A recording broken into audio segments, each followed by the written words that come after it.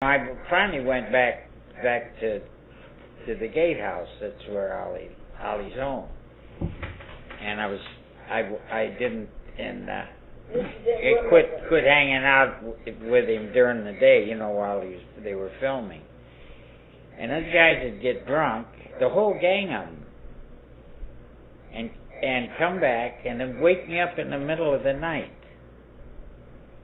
And it would be raining, and they would say, "We're going on a run."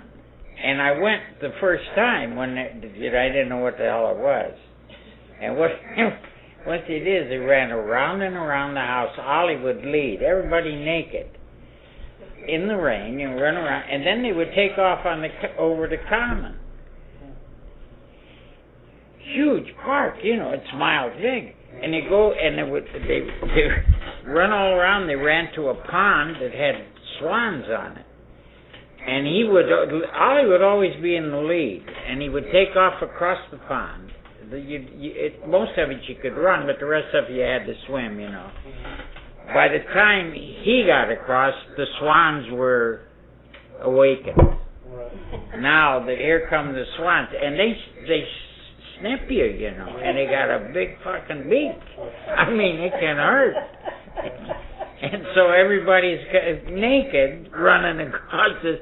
That's the kind of stuff, you know, around and around. Well, if you're drunk, even drunk I didn't like that, but sober, imagine sober. So it got to where I wouldn't do it. I'd say, you know, wake me up in the middle of the night for that kind of crap. But Ken Russell, and even his wife would be there. That's when I quit, you know. I mean, I quit. They got wilder and wilder, you know. I used to juice a lot, you know, but I wasn't into that kind of craziness, you know. I did it for a little bit. I was always on location with Ollie, you know. When I was retired, you know, so I was just having a ball. Yeah, I retired at 39, but it only lasted 5 years. I unretired at 44. But anyway, I'm glad I did, because I was at the right age to retire. You know, I got those retirement years in when I could really enjoy it. So when they attended the premiere, Dinah Riggs didn't have a date, so I went along as her escort. It wasn't a date, you know. I went as her escort with Ollie and Katie. Right. That's all. She was great. She was a real sweetheart. She was a bit tall, you know. She was taller than me, but you know. But she was okay. And she turned into a very classy old lady, didn't she? You know, she does that TV mystery, right? Yeah. She did that. But she was beautiful. She was a beautiful girl. Beautiful, yeah. That was when I first went to England. Uh-huh.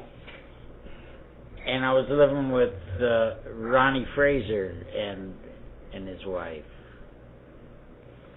And we went to this party. I think it might have been the party that Sean Connery's wife threw. I can't remember, but it was a big party. I remember it was a big, big room. You know, it was somebody's home, but it was huge, and there was a piano over here, and it was everybody. In those parties, you brought your own booze, you know. And this guy is playing piano and singing. And I wind up sitting on the bench with him, and we started schmoosing, you know, and he's singing, and I'm talking to him, and he's talking to me between singing and talking, and we're pissing ourselves laughing all night long, you know, really having a ball. And I thought, well, guy can really play, you know, and he can really sing some far out songs, you know. Later, like, you know, a couple of weeks later, I sat there with him maybe 4 hours, right. You know.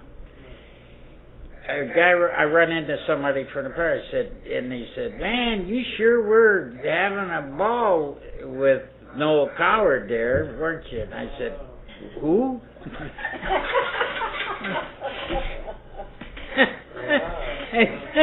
Imagine I'm sitting there for 4 hours while he's playing the piano and singing, and we're bullshitting and laughing. If I'd have realized who he was, I probably wouldn't have been. I'd have been too nervous, you know.